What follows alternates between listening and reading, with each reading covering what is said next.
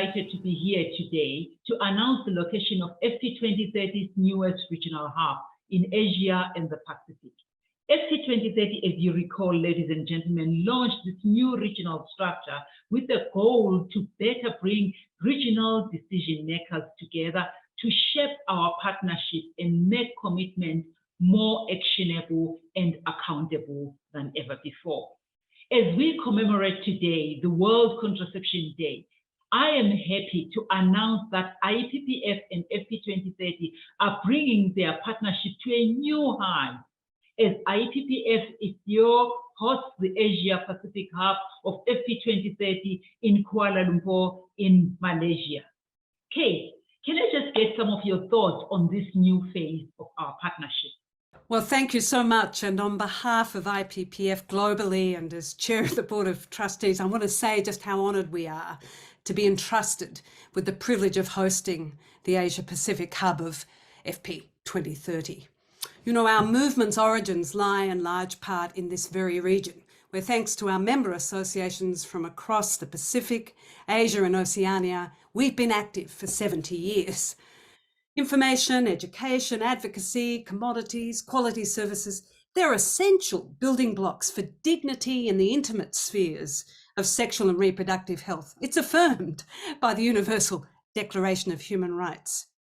Investment in those assets, it's a perennial obligation for all, always, but an obligation made all the more poignant by the youthfulness of and inequalities afflicting this region's populations.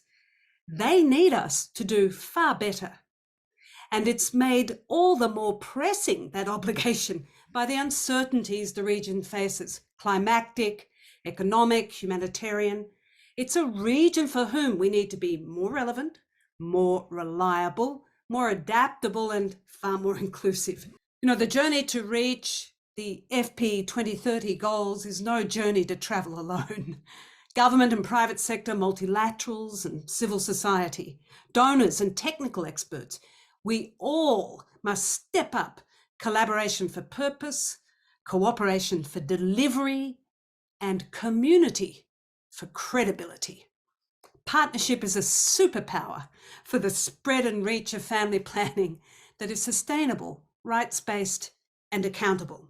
As IPPF, we've partnered with this global effort for rights-based contraception provision since the 2012 summit that first created FP 2020. And we're absolutely delighted to strengthen that historical partnership for the decade ahead, specifically by hosting the Asia Pacific Hub. Thank you. Just as the process of selecting the Africa hubs that are currently based in Abuja in Nigeria and in Nairobi in Kenya was extensive, the process to select the Asia and the Pacific hub was equally extensive. We hope to find an organization with deep connections in the region with the ability to help generate and mobilize FP 2030's commitment. Tomoko, can you tell us a bit more about why IPPF SEO was selected as the host of this particular hub? Thank you, Samu. So I echo Kate in expressing our appreciation, and really we are honored to be hosting the FP 2030 hub in Kuala Lumpur in the IPPF office for the East and Southeast Asia and Oceania region. I think we were selected to host this hub because we are a federation of member associations who are deeply rooted in the communities that they serve in their countries. And as Kate mentioned, that IPPF is 70 years old. Our member associations are 50, 60 years old themselves. And they have been working hand in hand with government to ensure that the services are covering and reaching all those underserved in the communities. The IPPF Secretariat, we have offices not only in Kuala Lumpur, but we have in Tunisia, we have in New Delhi, in Belgium, and also in Suva, Fiji. And we will be able to place an officer in the Pacific office. So through these offices, we will be able to support the countries and member associations across the Asia Pacific. What is IPPF's vision for the region, and how can we work together to put it into action? Our vision for the region reflects that we share for the world, which is that every woman, every girl, anyone who wishes to exercise choice freely, safely, with regards to their reproductive but also their sexual health, has what they need to do that. Now, that's not just commodities, but it is about information and empowerment, access as well, and it is about addressing inequalities across those frontiers.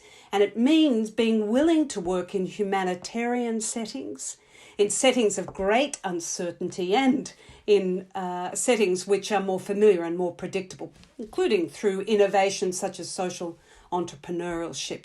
I would say that's our vision globally. We want that vision to be adapted to regions' specificities and in turn to country needs so that we're accountable to populations. But Tomoko, does that sound about right in terms of what we're trying to achieve?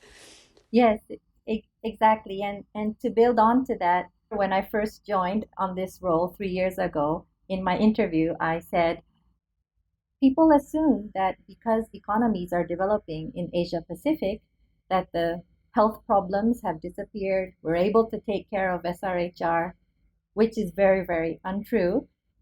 Despite country development, we know that the problems have gotten more diverse. Some of the problems are very, very hidden.